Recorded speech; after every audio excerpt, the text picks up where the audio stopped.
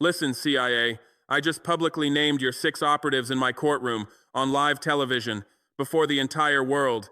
That era of secret spies is over. We exposed them all. And we will never let them go. It was your last mistake. Now get ready for my revenge. Let me tell you exactly what happened in that courtroom. The trial began. Courtroom packed. Cameras positioned. International media assembled. 6 defendants in the dock. All claiming to be humanitarian workers. All lying. I walked in through the side door. The judge looked surprised. Presidents don't testify at espionage trials, but I wasn't there to follow protocol. I was there to destroy them publicly. I took the witness stand, looked directly at the camera, not at the defendants, not at the judge, at America, at CIA headquarters watching, at Langley realizing what was about to happen. I, Ibrahim Traoré, president of Burkina Faso. I'm here to do something no African leader has ever done. I'm going to publicly name CIA operatives, expose their identities on live television, show the world what American intelligence does in Africa. I pointed at the first defendant. This is Michael Richardson, claims to work for African Development Initiative. Actually, CIA operations officer, 20-year agency career. Mission, recruit assets in my government.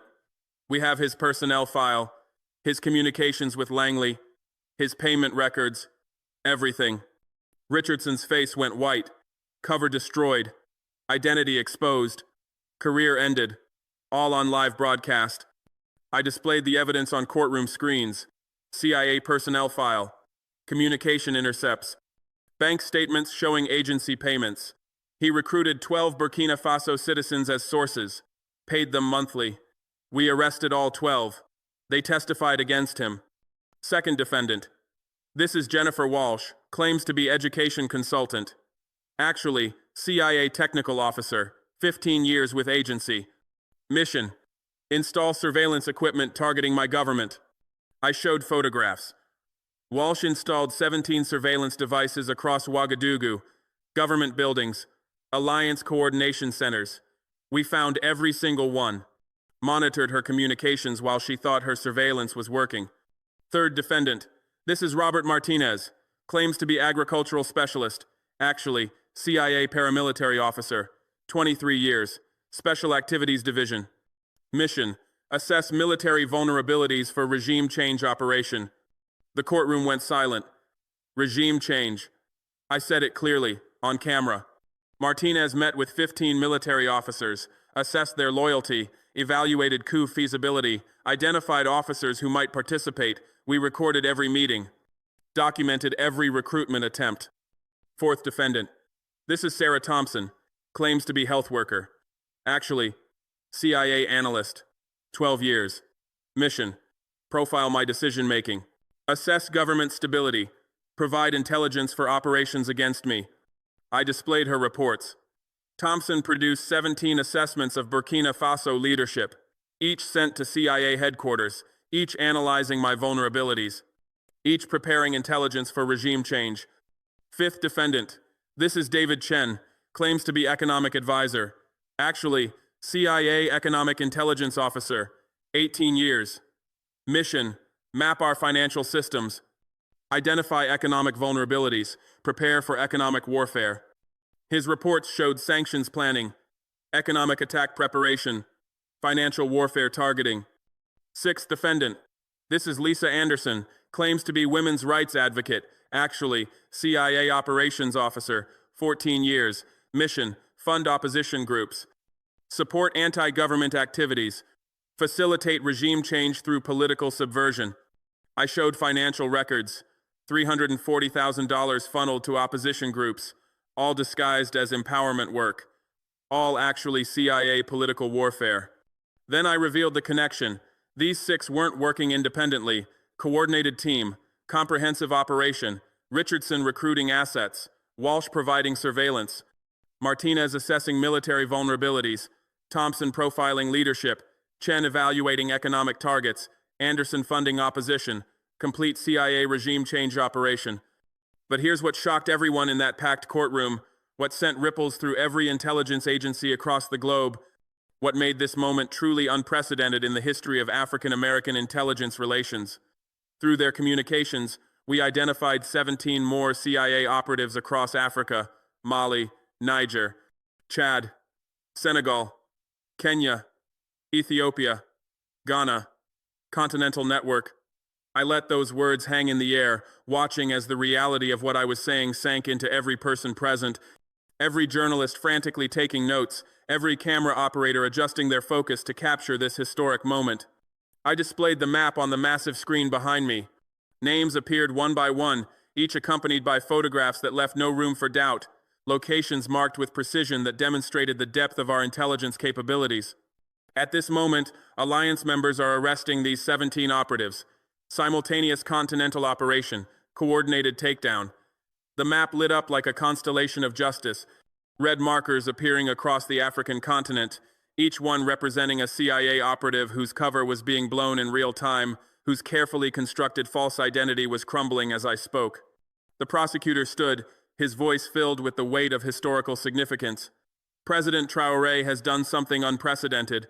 Publicly named CIA operatives on live television, exposed their missions to global audience. This is historic. He wasn't exaggerating.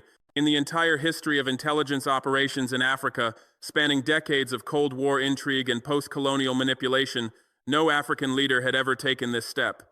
No one had ever dared to publicly name active CIA operatives, to expose them before the world, to strip away their carefully maintained covers in such a dramatic and irreversible fashion. The defense attorney tried to object, rising from his seat with desperation evident in his movements, but I cut him off before he could formulate whatever weak protest he was planning. Every accusation is documented, every claim is proven, nothing is speculation, everything is fact, all public, all televised, all permanent. I emphasized each point, making it clear that this wasn't some hasty political maneuver or unsubstantiated allegation. We had done our homework. We had built our case with meticulous attention to detail. Every piece of evidence had been verified, cross-referenced, and documented with the kind of thoroughness that left no room for doubt or denial. I addressed the defendants directly, looking each one in the eye, watching as they squirmed in their seats, their carefully maintained composure finally cracking under the weight of exposure. You came claiming to help, pretending to serve, actually planning regime change. Now your identities are public. Your CIA careers are exposed. Your missions are revealed. All on live television. The irony wasn't lost on anyone in that courtroom. These 6 individuals had arrived in Burkina Faso with smiles and handshakes, with promises of development assistance and humanitarian aid, with all the trappings of benevolent Western intervention.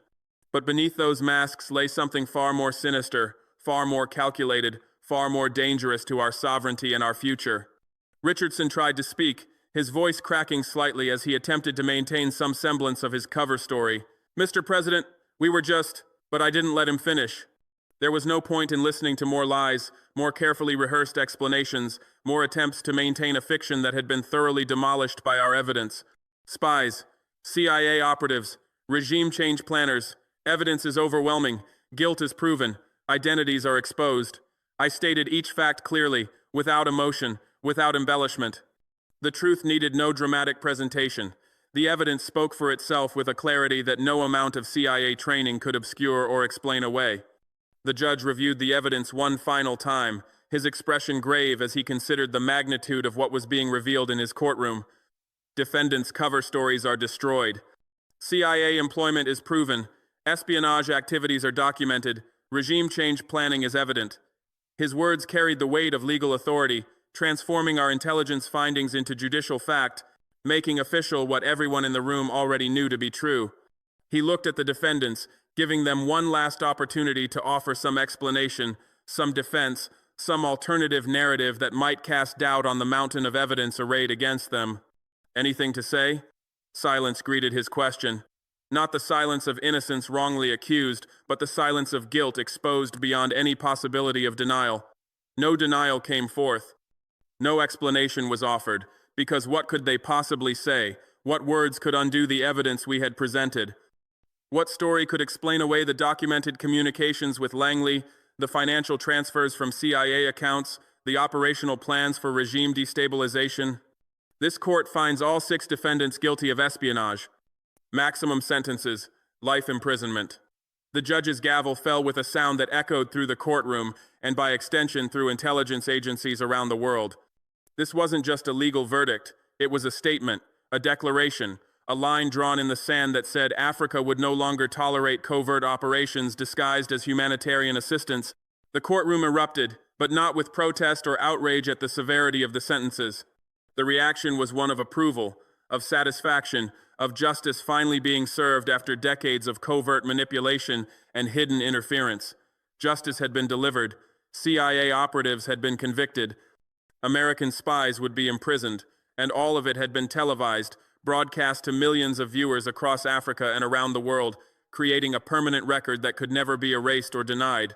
But I had one more revelation, one final piece of information that would transform this trial from a significant event into a truly historic moment. Your Honor, additional evidence. These 6 were part of larger network. We've identified 17 more across Africa. I'm naming them publicly. Right now. The courtroom, which had just begun to settle after the verdicts, erupted again. This was unprecedented. This was revolutionary. This was the moment that would change the intelligence landscape across an entire continent. I began listing names, each one carefully pronounced, each identity deliberately exposed before the cameras that were broadcasting this moment to the world. In Mali, James Peterson, CIA officer; Sarah Mitchell, analyst; Robert Williams, technical officer. Each name appeared on the screen behind me, accompanied by a photograph that left no doubt about the individual's identity. These weren't grainy surveillance photos or unclear images. These were clear, high-resolution photographs that showed these operatives going about their supposed humanitarian work. Images that would now be associated forever with their real identities as intelligence officers. In Niger, Michael Thompson, paramilitary officer; Jennifer Davis, operations officer. The list continued, each name another nail in the coffin of CIA operations across Africa, and each exposure another blow to the carefully constructed networks that had taken years to establish. These weren't just names, they were careers destroyed, operations compromised, networks unraveled. In Chad, David Martinez, operations officer; Lisa Anderson, analyst; Robert Chen, technical officer; Sarah Johnson, political action specialist. 4 operatives in Chad alone. A significant presence that spoke to the importance the CIA placed on that nation, the strategic value they saw in maintaining influence there. Each one now exposed, each one now facing arrest, each one now watching their cover identity collapse in real time as I spoke their names on live television.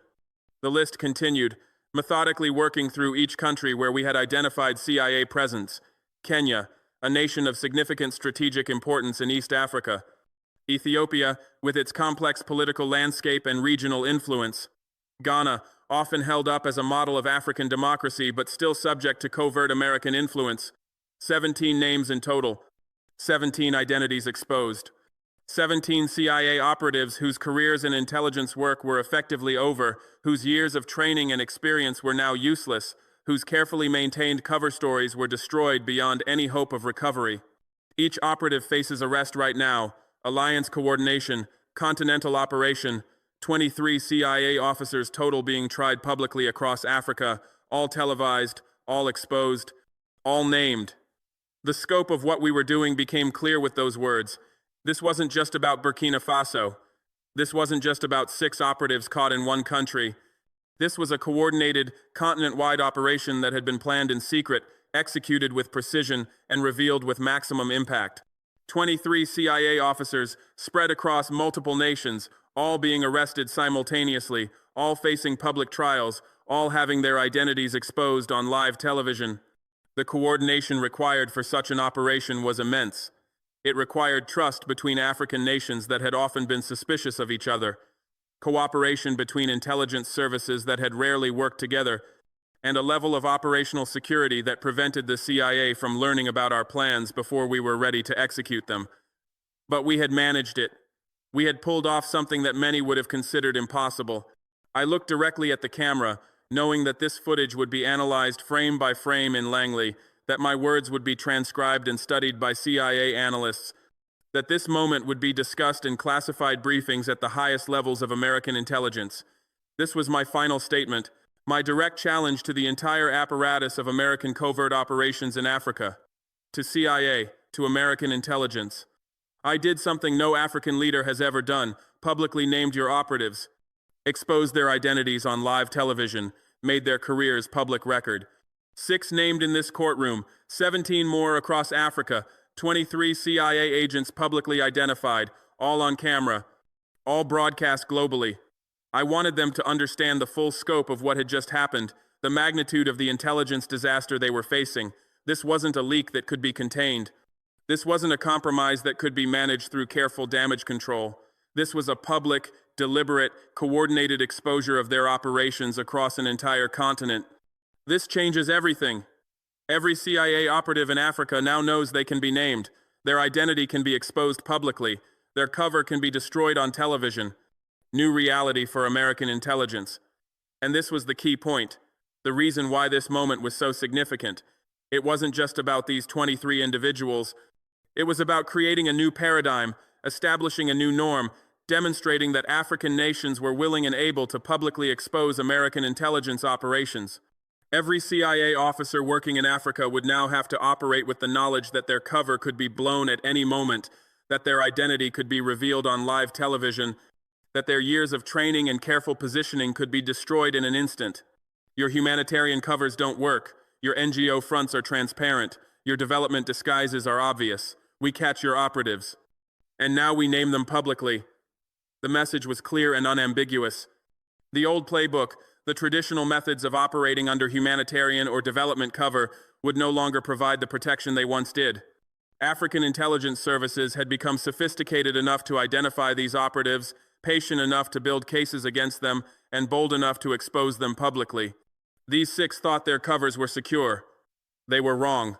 We monitored them from day one, documented everything, built complete evidence, then arrested them, tried them publicly, named them on television, convicted them before a global audience. I wanted the CIA to understand that this wasn't luck. This wasn't a fortunate break or a single compromised source.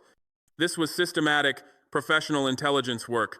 We had identified these operatives when they first arrived in Burkina Faso. We had monitored their activities continuously. We had documented their communications, their meetings, their operations. We had built a comprehensive case that left no room for doubt or denial. And then, when the time was right, we had moved decisively, arresting them, trying them publicly, and exposing them before the world. This is new Africa. Africa that names CIA operatives on live television.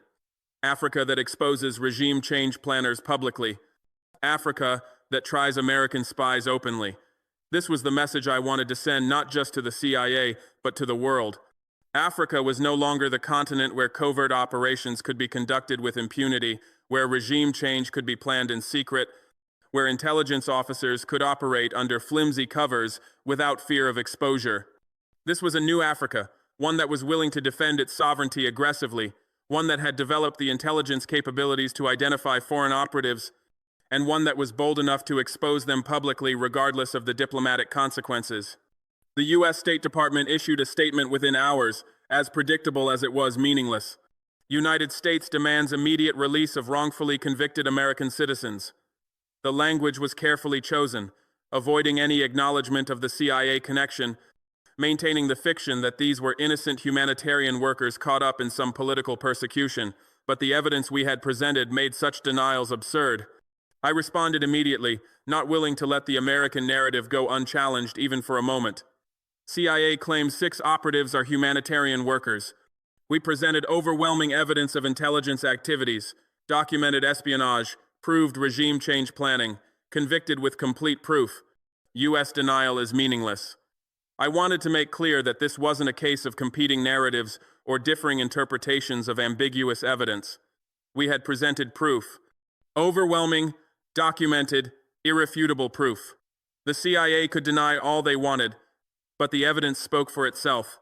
If they're humanitarian workers, why CIA personnel files, why agency payments, why communications with Langley, why regime change operations? These were simple questions, but they cut to the heart of the American position. If these really were innocent humanitarian workers, how did we have CIA personnel files showing their employment history? How did we have financial records showing payments from agency accounts? How did we have intercepted communications with Langley discussing operational matters? How did we have documented evidence of their involvement in regime change planning? The State Department had no good answers to these questions, because there were no good answers. Evidence is public. Trial was televised. World can judge. And this was perhaps the most important point. This wasn't a secret trial where the evidence could be disputed or questioned.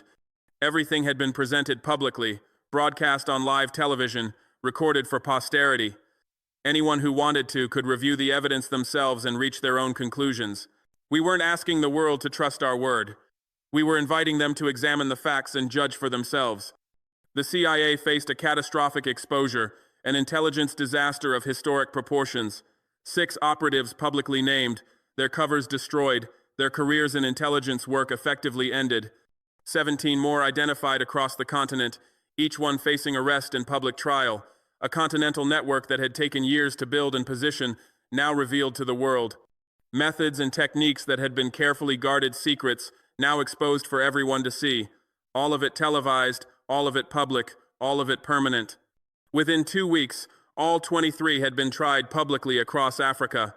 All trials were televised, ensuring maximum exposure and creating permanent records of the proceedings. All identities were confirmed through the evidence presented, leaving no room for doubt or denial.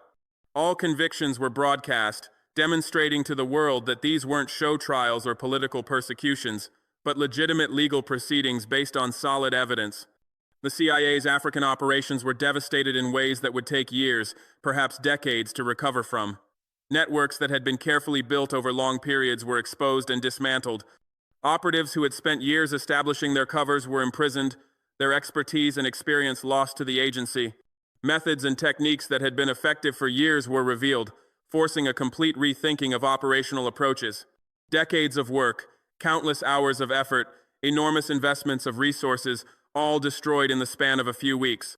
And it all started in one courtroom in Burkina Faso.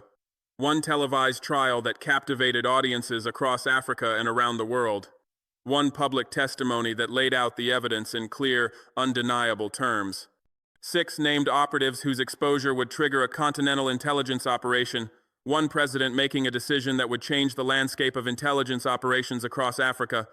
I am Ibrahim Traoré, and I made history that day. The CIA sent 6 operatives to my country, carefully selected, thoroughly trained, equipped with convincing cover stories and substantial resources. They came expecting to operate as their predecessors had operated for decades, under the assumption that their covers would protect them, that their activities would go unnoticed, that they could plan and execute regime change operations without consequence. I named all 6 publicly, on live television, before an audience of millions. I exposed 17 more operatives across Africa, coordinating with allied nations to ensure simultaneous arrests. I coordinated continental operations that demonstrated African nations could work together effectively against common threats. I don't hide captured spies in secret prisons where their fates remain unknown. I don't conduct secret trials where evidence is presented behind closed doors. I don't protect enemy identities out of some misplaced sense of diplomatic courtesy. I expose them publicly, ensuring the world knows exactly who they are and what they were doing. I name them openly, destroying their covers and ending their intelligence careers. I broadcast everything globally, creating permanent records that can never be erased or denied. Your 6 operatives, named before the world, their identities now public knowledge, exposed on live television, their cover stories demolished by evidence, convicted in open court, their guilt established beyond any doubt, imprisoned for life, their freedom forfeited as the price for their espionage. Your 17 others across Africa, identified through patient intelligence work, arrested in coordinated operations, tried in public proceedings, sentenced according to law. Your continental network, destroyed publicly, dismantled before the eyes of the world. We caught them through diligent intelligence work and careful monitoring. We named them publicly, refusing to play the traditional game of diplomatic discretion. We will never let them go, because they represent a threat to our sovereignty that cannot be tolerated. This was your last mistake, sending operatives to a continent that has learned from its history. This is our permanent revenge, demonstrating that Africa will no longer tolerate covert manipulation. What happened in that courtroom was televised and will remain available for anyone to watch. The world watched as CIA operatives were named publicly, their identities exposed, their covers destroyed. American intelligence was exposed before a global audience, its methods and operations laid bare. History was made as an African leader took a step that had never been taken before, establishing a new precedent for how nations can respond to covert operations. No African leader has ever publicly named CIA operatives before in the history of the continent, not during the Cold War, when American and Soviet intelligence services competed for influence, not during the post-colonial period, when newly independent nations were finding their footing, not in recent decades, as Africa has become increasingly important to American strategic interests. I named 23 CIA operatives on live television, creating a public record that can never be erased. This is unprecedented in the history of African-American relations. This changes everything about how intelligence operations will be conducted going forward. The implications of what happened in that courtroom will reverberate for years to come. Every intelligence service in the world will study these events, analyzing what went wrong for the CIA, how we identified their operatives, what methods we used to build our cases. Every CIA officer working in Africa will now operate with the knowledge that exposure is a real possibility, that their cover could be blown at any moment, that years of careful positioning could be destroyed in an instant.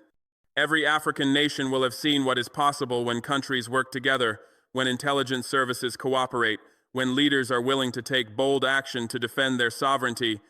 In the days following the trial, intelligence analysts across the globe began their deep dives into what had transpired.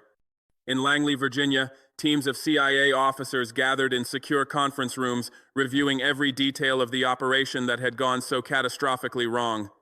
They examined the cover stories that had been developed for the 6 operatives, looking for weaknesses that might have tipped off Burkinabe intelligence. They analyzed the communications protocols that had been used, searching for vulnerabilities that could have been exploited. They studied the operational security measures that had been in place, trying to understand how such comprehensive surveillance could have been conducted without their knowledge. The questions were endless, and the answers were deeply troubling. How had we known from day one that these were CIA operatives and not legitimate humanitarian workers?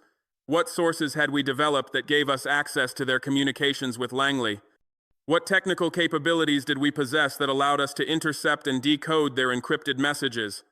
How had we coordinated with 17 other African nations without any indication of our planning reaching American intelligence?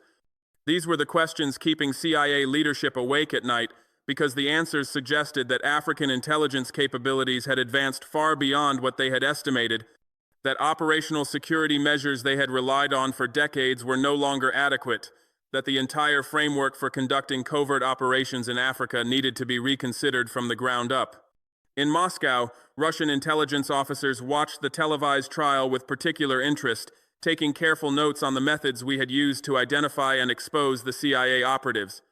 They saw opportunities in the chaos we had created, possibilities for expanding their own influence in a continent where American intelligence operations were now severely compromised. In Beijing, Chinese intelligence analysts studied the coordination between African nations with appreciation for the diplomatic and intelligence cooperation it represented. They recognized that this level of collaboration suggested a sophistication in African intelligence services that had previously been underestimated. In London, Paris, and Berlin, European intelligence services began reviewing their own operations in Africa, wondering if their officers might be similarly exposed, if their covers were as transparent as the CIA's had proven to be. But the impact went far beyond the immediate intelligence community. In Washington, the State Department faced a diplomatic crisis of unprecedented proportions.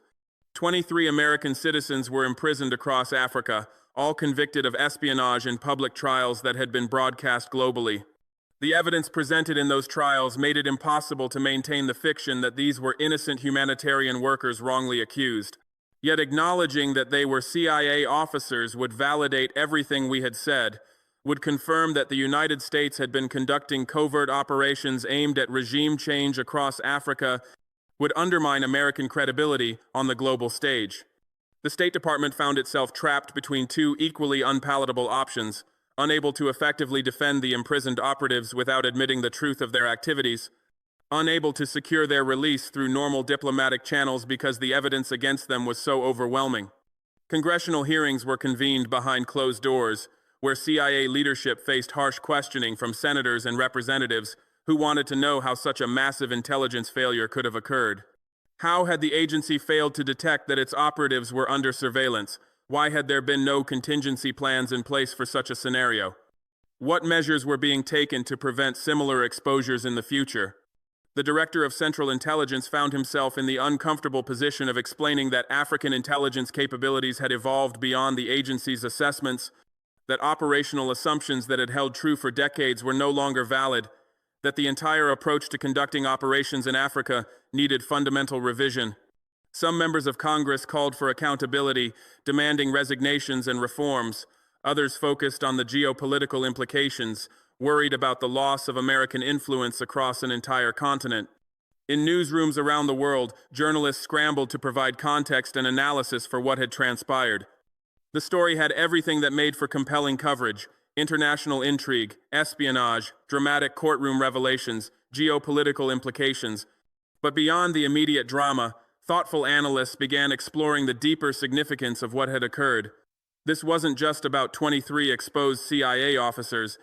This was about a fundamental shift in the relationship between Africa and the Western powers that had long treated the continent as a theater for their geopolitical competitions. This was about African nations asserting their sovereignty in ways that would have been unthinkable a generation earlier. This was about the emergence of new power dynamics that challenged long-held assumptions about who held the upper hand in international relations. African media outlets covered the story with a mixture of pride and vindication.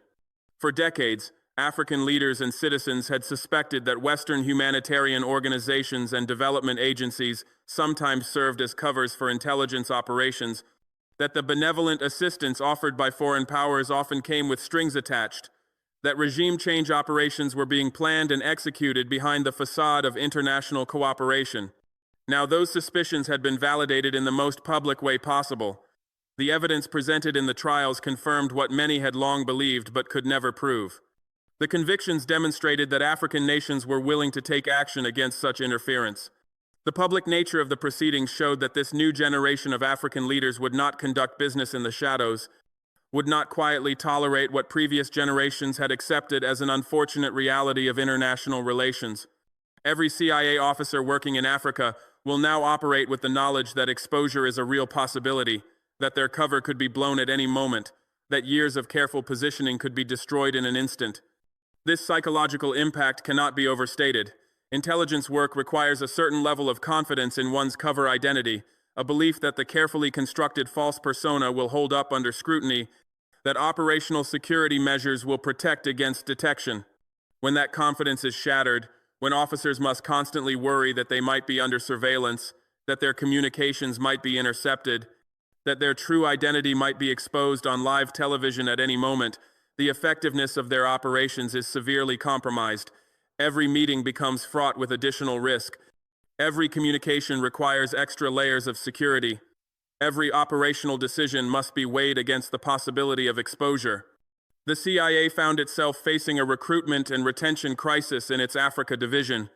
Officers who had spent years developing expertise in African affairs, learning local languages, building networks of contacts, suddenly found themselves reassessing their career choices.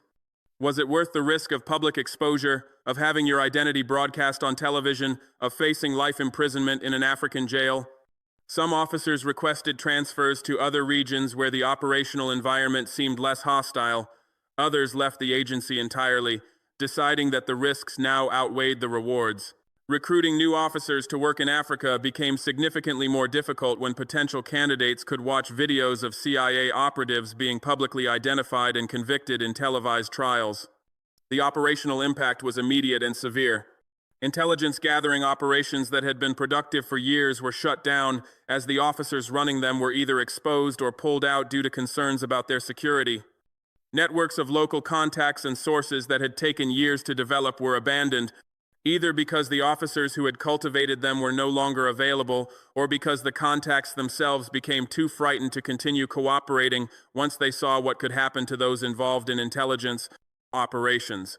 Projects that had been in development for months or years were canceled as the risk assessment changed dramatically.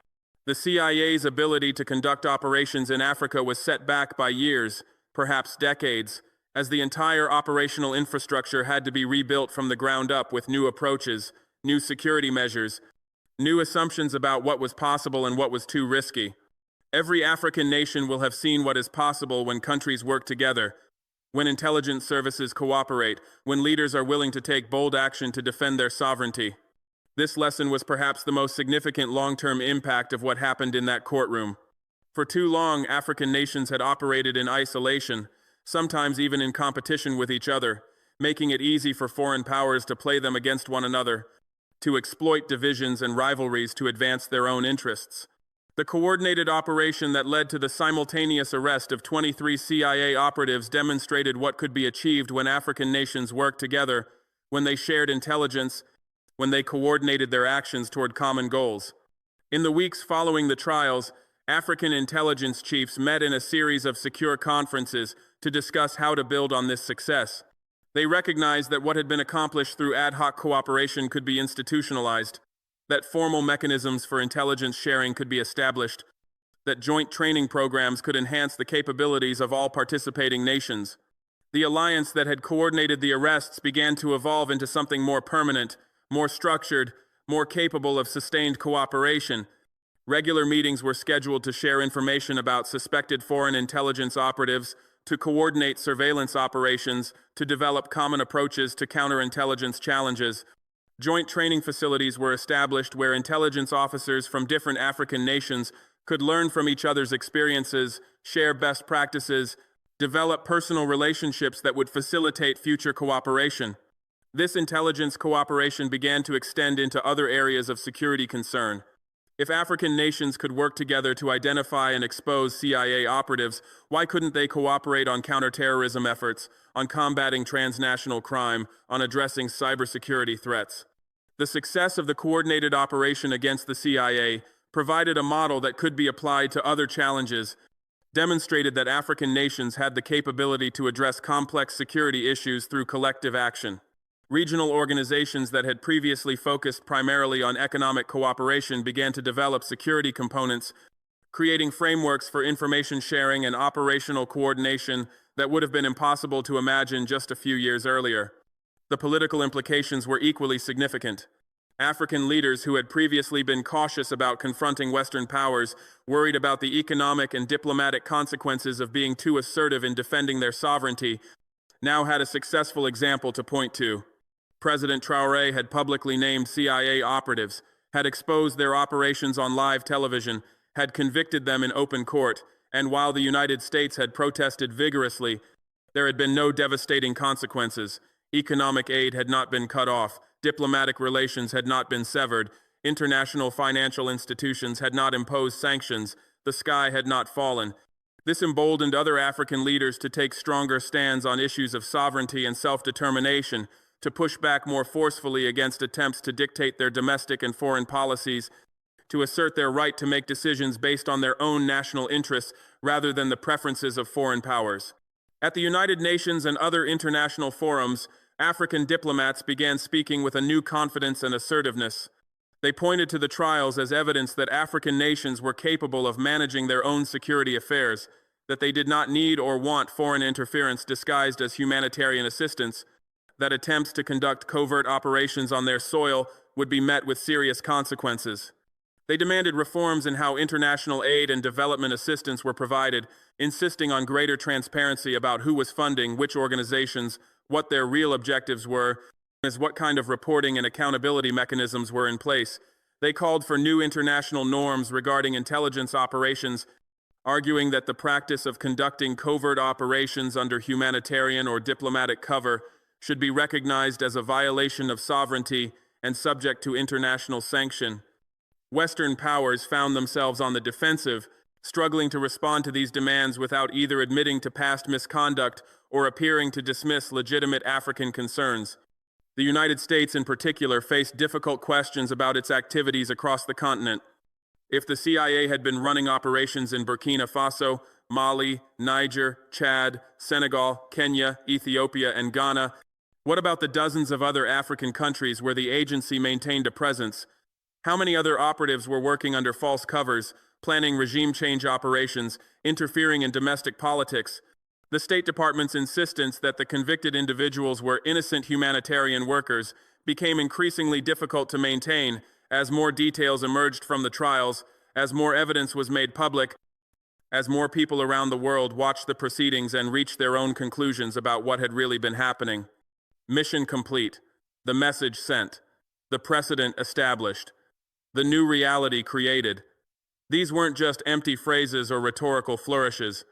They represented a genuine transformation in how African nations approached their relationships with foreign powers, how they thought about their own sovereignty and security, how they conceived of their role in the international system. The message that had been sent was clear and unambiguous. Africa would no longer tolerate covert operations conducted under false pretenses, would not quietly accept interference in its internal affairs, would take bold action to defend its sovereignty regardless of the diplomatic or economic consequences. The precedent that had been established would guide future actions by African leaders facing similar situations, would provide a template for how to respond to foreign intelligence operations, would demonstrate that exposure and prosecution were viable options rather than the diplomatic quiet that had previously been the norm. The new reality that had been created was one in which foreign intelligence services could no longer operate in Africa with the same assumptions and methods that had served them for decades. The old playbook, which had relied on the presumption that African intelligence services were too weak or too poorly coordinated to pose a serious counterintelligence threat, that African leaders would be too intimidated by Western power to take strong action against exposed operatives, that operations could be conducted with a reasonable expectation that even if detected, they would be handled through quiet diplomatic channels rather than public prosecution. That playbook had been thrown out. A new set of rules was now in effect. Rules that required much more sophisticated operational security, much more careful vetting of cover stories, much more awareness of the counterintelligence capabilities of host nations, much more consideration of the potential consequences of exposure. Africa has demonstrated that it will no longer tolerate covert operations conducted under humanitarian or development covers. This demonstration came not through rhetoric or diplomatic protests, but through concrete action that had real consequences for those involved. 23 CIA officers were in prison, their careers destroyed, their freedom forfeited, serving as a powerful deterrent to others who might consider similar activities. The trials had been conducted in accordance with law, with evidence presented publicly, with due process observed, making it difficult for critics to dismiss them as political show trials or kangaroo courts. The convictions had been based on solid evidence that documented actual intelligence activities, not on trumped-up charges or fabricated accusations. This made the African position much stronger, much harder to attack or undermine. We have shown that we have the capability to identify foreign intelligence operatives, the patience to build solid cases against them, and the courage to expose them publicly regardless of diplomatic consequences. Each element of this statement represented a significant achievement. The capability to identify foreign intelligence operatives required sophisticated intelligence services with trained personnel, technical resources for surveillance and communications intercept, analytical capacity to make sense of collected information, and institutional knowledge about how foreign intelligence services operate. Many observers had underestimated African intelligence capabilities, assuming they lacked the resources or expertise to conduct effective counterintelligence operations. The success in identifying not just 6 operatives in Burkina Faso, but 17 more across the continent demonstrated that these assumptions were badly outdated. The patience to build solid cases required a different kind of sophistication. It would have been easy to arrest suspected operatives as soon as they were identified, to expel them from the country, to make a quick diplomatic protest. But that approach would have allowed the CIA to maintain deniability, would have let them claim the individuals were innocent victims of political persecution, would have prevented the kind of comprehensive exposure that had such devastating impact. Instead, we had monitored these operatives for extended periods, documenting their activities in detail, collecting evidence that would stand up in court, building cases that were so solid they could not be effectively challenged. This required discipline, resources, and a long-term strategic perspective that many had not believed African intelligence services possessed. The courage to expose them publicly, regardless of diplomatic consequences, was perhaps the most significant element. Previous generations of African leaders, when they discovered foreign intelligence operatives, had typically handled the situation quietly through diplomatic channels. The operative would be expelled, Perhaps there would be a private protest to the foreign government involved, but the matter would not be made public. This approach avoided diplomatic confrontation, prevented economic retaliation, maintained the fiction of friendly relations. But it also meant that the Foreign Intelligence Service could simply send new operatives with better covers, could continue its operations with minimal disruption, could treat the exposure as a minor setback rather than a major disaster. By choosing to expose the operatives publicly, to try them in open court, to broadcast their identities and activities to the world, we had fundamentally changed the calculus. The diplomatic consequences were real and significant, but so was the impact on CIA operations across the continent. The old rules no longer apply. A new era has begun.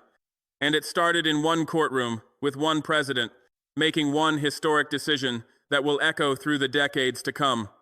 The old rules had been based on assumptions about power relationships, about who could act with impunity and who had to accept interference in their internal affairs, about which nations had the right to conduct covert operations and which nations had to tolerate such operations on their soil. Those assumptions had been challenged before, but never so dramatically, never so publicly, never with such clear evidence of what had been occurring. The new era that had begun was one in which African nations would assert their sovereignty more forcefully, would demand to be treated as equals in international relations, would take action to defend their interests regardless of who they might offend in the process. The decision that had been made in that courtroom was indeed historic, not just for Burkina Faso or even for Africa, but for the entire international system. It challenged fundamental assumptions about how intelligence operations were conducted, about the immunity that intelligence officers had traditionally enjoyed even when their covers were blown, about the willingness of developing nations to confront powerful Western countries over issues of sovereignty and interference. The fact that this challenge had come from Africa, from a continent that had long been treated as a passive theater for great power competition rather than an active participant in shaping international norms, made it all the more significant. The fact that it had been led by a young military officer who had come to power through a coup, someone whom Western powers had initially dismissed as just another African strongman who would either be co-opted or removed, made it even more remarkable. In the months following the trials, the full implications of what had occurred continued to unfold. Intelligence services around the world revised their operational procedures for working in Africa, implementing additional security measures, developing more sophisticated cover stories, training officers more thoroughly on counterintelligence threats. But no amount of additional security could fully compensate for the fundamental shift that had occurred. African intelligence services now knew what to look for, had proven they could identify foreign operatives even when they had seemingly solid covers, had demonstrated they were willing to take action when such operatives were discovered. The psychological advantage that Western intelligence services had long enjoyed, the assumption that they were operating against less sophisticated adversaries who could be relatively easily deceived, had been lost. African nations began investing more heavily in their intelligence capabilities, recognizing that counterintelligence was not just about protecting against foreign spies, but was a crucial element of defending sovereignty and maintaining independence. Training programs were expanded, technical capabilities were enhanced, institutional knowledge was developed and shared. The intelligence services that had successfully identified and exposed the CIA operatives became models for others to emulate, their methods studied and adopted across the continent. Regional cooperation mechanisms that had been established in the wake of the trials were strengthened and formalized, creating a network of intelligence sharing that made it much more difficult for foreign services to operate undetected. The trials also had an impact on how African nations approached their relationships with international organizations and foreign NGOs. While most such organizations were legitimate and provided valuable services, the revelation that some had been used as covers for intelligence operations created a new level of scrutiny. African governments began demanding more transparency from foreign organizations operating on their soil, requiring more detailed reporting on their activities and funding sources, conducting more thorough background checks on foreign personnel. Some legitimate organizations complained that they were being unfairly targeted due to the actions of a few bad actors, but African governments were unapologetic. If foreign intelligence services had abused the trust extended to humanitarian and development organizations, then additional scrutiny was a reasonable response. The economic implications were also significant, though not in the way that many had predicted. Some observers had expected that African nations would face severe economic consequences for taking such bold action against American interests, that aid would be cut, that investment would dry up, that international financial institutions would impose penalties. But the expected retaliation largely failed to materialize. Partly, this was because the evidence presented in the trials made it difficult for the United States to claim the moral high ground, to portray itself as the victim of unjust persecution. Partly it was because other powers, particularly China and Russia, saw opportunities to increase their own influence and were willing to provide economic support to African nations that were asserting their independence from Western domination. And partly it was because African nations themselves had become more important to the global economy with their natural resources, their growing markets, their young populations, making it more difficult for Western powers to simply walk away. In fact, some African economies actually benefited from the new dynamic. Investors who had previously been wary of political instability began to see the strong assertion of sovereignty as a sign of confidence and capability rather than as a threat. The demonstration that African governments could successfully identify and neutralize foreign intelligence operations suggested a level of institutional competence that was reassuring to those concerned about security and stability. The coordination between African nations in conducting the simultaneous arrests suggested a level of regional cooperation that could facilitate economic integration and development. While there were certainly some negative economic consequences in the short term, particularly in terms of reduced American aid and investment, these were offset by increased engagement from other partners and by the long-term benefits of greater sovereignty and self-determination. The cultural and psychological impact on African populations was perhaps even more significant than the immediate political and economic consequences. For generations, Africans had been taught, implicitly and explicitly, that their nations were weak, that they needed foreign assistance and guidance, that they could not hope to stand up to powerful Western countries. The successful identification, arrest, trial, and conviction of 23 CIA operatives challenged that narrative in the most dramatic way possible. It demonstrated that African nations had the capability to defend themselves against foreign interference, that African intelligence services could match up against the CIA, that African leaders could make bold decisions without being crushed by Western retaliation. This had a profound impact on how Africans, particularly young Africans, thought about their continent and its place in the world. Social media exploded with commentary celebrating what had been accomplished, with memes and videos commemorating the trials, with discussions about what this meant for Africa's future.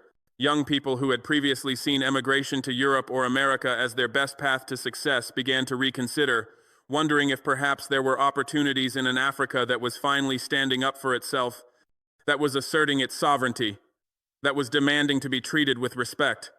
The trials became a source of pride, a moment when Africa had shown the world that it would not be pushed around, that it had the capability and the will to defend its interests. This shift in psychology, this growth in confidence and self-belief, would have implications that extended far beyond intelligence operations and foreign policy. Educational institutions across Africa began incorporating the trials into their curricula, using them as case studies in courses on international relations, intelligence studies, law, and African history.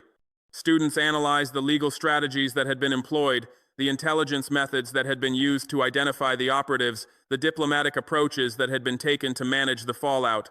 The trials became a teaching moment, an opportunity to demonstrate that Africa had agency in international affairs, that African nations could shape events rather than simply reacting to decisions made by others. This had the effect of inspiring a new generation of students to pursue careers in intelligence, diplomacy, and security studies, seeing these fields as areas where they could make meaningful contributions to their nation's sovereignty and independence. The long-term strategic implications of what had occurred were still unfolding, but certain trends were already clear. The balance of power in Africa was shifting, with African nations having more agency and influence than they had enjoyed in decades. The ability of Western powers to intervene in African affairs, whether through overt military action or covert intelligence operations, had been significantly constrained. Other powers, particularly China and Russia, were expanding their presence and influence, though they too would have to operate with the knowledge that African nations were now much more capable of detecting and responding to activities they deemed threatening to their sovereignty. Regional organizations were becoming more effective and more assertive, providing frameworks for African solutions to African problems rather than simply implementing policies dictated by external powers. The intelligence landscape had been fundamentally transformed. African intelligence services, which had long been dismissed as weak and ineffective by their Western counterparts, had demonstrated capabilities that demanded respect and caution. The networks of cooperation that had been established to coordinate the arrests were being strengthened and expanded, creating a counterintelligence capability that extended across the continent. Western intelligence services were having to completely rethink their approaches to operating in Africa, developing new methods, new covers, new security procedures to address the enhanced threat environment. The days when CIA officers could operate in Africa with minimal concern about counterintelligence were over, replaced by a much more challenging and dangerous operational environment.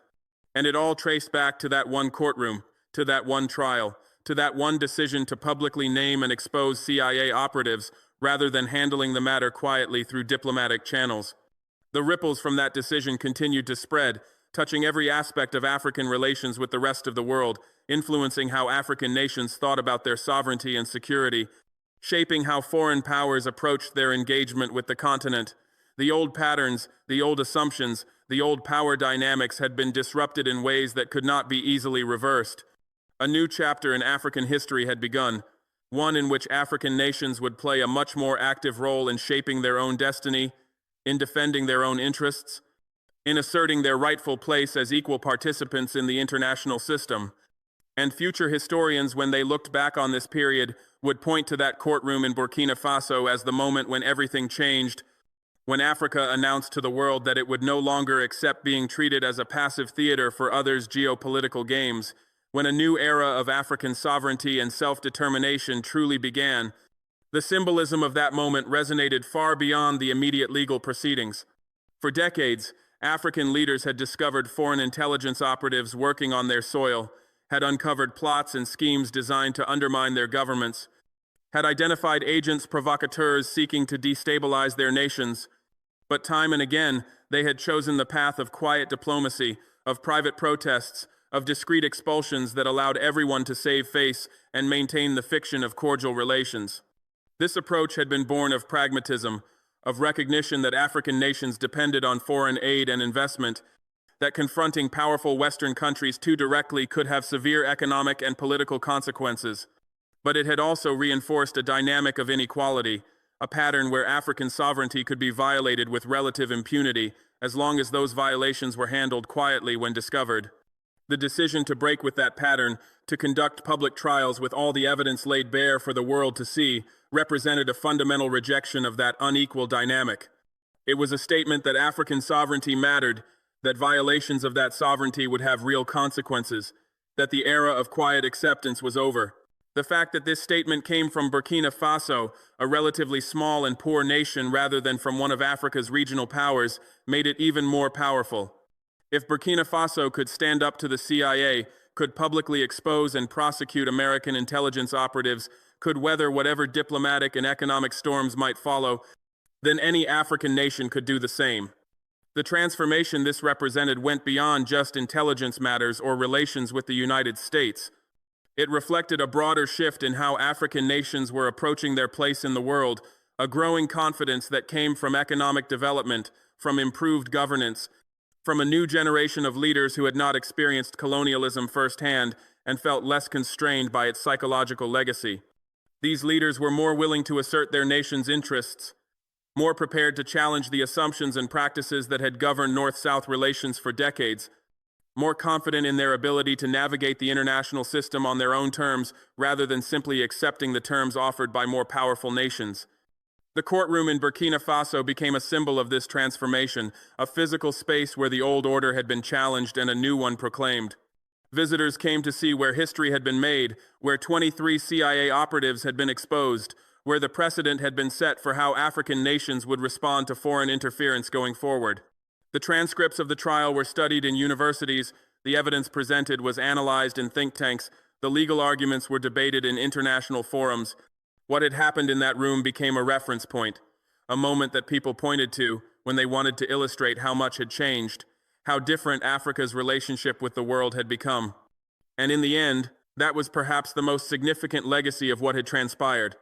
Not just the immediate impact on intelligence operations or diplomatic relations, but the demonstration that change was possible, that African nations could assert themselves, that the patterns that had governed international relations for so long were not immutable.